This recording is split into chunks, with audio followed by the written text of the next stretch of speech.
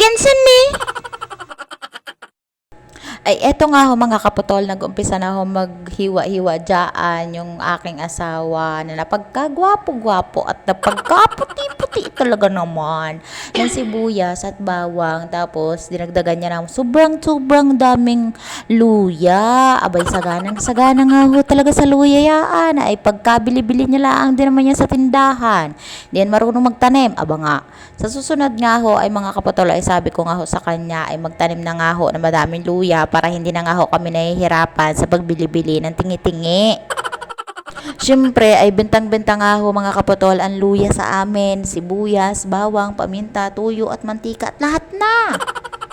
Kasi nga ho mga kaputol ay panay din ang talaga ng luto namin tuwing gabihan. Ay talaga namang sa gabihan lang din ho talaga kami nagluluto at sa gabi ko laang din ho talaga makakapag-content ay sinasamantala ko na laang din naman para may ma-upload din kinabukasan. Nung pagkatapos nga niya mahiwa yung lahat ng mga kailangan ng ingredients ay akin na rin laang hong hinugasan itong nabaltan na paa ng chicken feet. Ay paminsan-minsan na laang din ho talaga kami mga kapatol na makatikim ng ganto. Ay nagulat nga ho ako kanina kasi sabi niya sa akin ay pupunta raw siya ng palengke. Ay naglakad lang ho yaan kasi nga ho ay sira yung tricycle namin, sira yung motor, sira lahat ng sasakyan na pwede namin sasakyan. Pati nga ho yung bago niyang biling bike ay sira din. Ay sana all na lang talaga. At simula nga ho mga kapatol ay nilagyan ko na lang din ho ng baby oil itong ating kulay uwak na kawali. At nagsimula na nga rin ho ako mga kapatol na maggisa ng sibuyas, bawang, luya, tapos paminta na atin dinurog-durog kanina. Ay kapag napansin nyo nga ho dito mga kapatol na nag-crunchy na at nag-brownish na ang ating mga hiniwa-hiwa na ingredients, ay pwede mo nang ilagay si chicken feet na kasing kulay at kasing hawig nga ho ng aking mga daliri. Huy! Ay sabi ko nga ho kay Jowa, ay bakit ganito naman ang binili mong ulam ngayong gabihan? Ay siya, hindi ka na naawa, ay kamukha nga ho ng aking kamay at mga daliri yaan.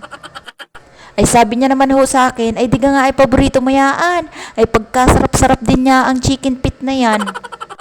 Ay kapiraso na nga lang din ho talaga ang aking pira dito, kaya yun na yung binili ko. Ay yun ang sagot niya sa akin, ay di for the go. At kapag napakuluan nyo ng ilang minuto ang ating chicken feet mga kapotol, ay lagyan nyo na laang din naman, ng ilang piraso laang din naman na pampalasa. Yung 300 pieces na pinilagay ko dyan na magic sarap, huy, binilang! Nilagyan ko na laang din dyan mga kapotol ng toyo, mantika, at after 300 years nga mga kapotol, ay naluto na lang din natin itong chicken feet natin na pagkasarap-sarap. Ay kung napapansin nyo nga mga kapatol, ay malapit na dahil maging kabuka yung aking mga daliri.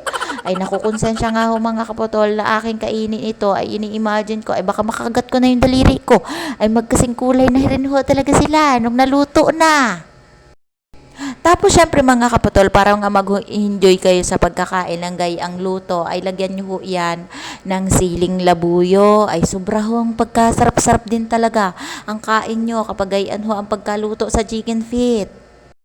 Tapos syempre, yung suka ho na ilalagay nyo dyan ay yung mabango. Sukang buli ho ang tawag sa amin nun. Yung alam niyo yung sukang buli na nakukuha lamang ho yan sa puno ng buli or sukang nyog. Hindi ho alam yan ng mga rich kid na tao. Huy, sana all rich kid. Yung suka ng buli mga kapatol, yun yung pinakamatayog na puno na pagkadami-daming bagrang at tinik sa katawan. Tapos yung mga dahon niyan mga kapatol ay ginagamit pang bubong sa bahay. O, 'di ba? All purpose, sana all.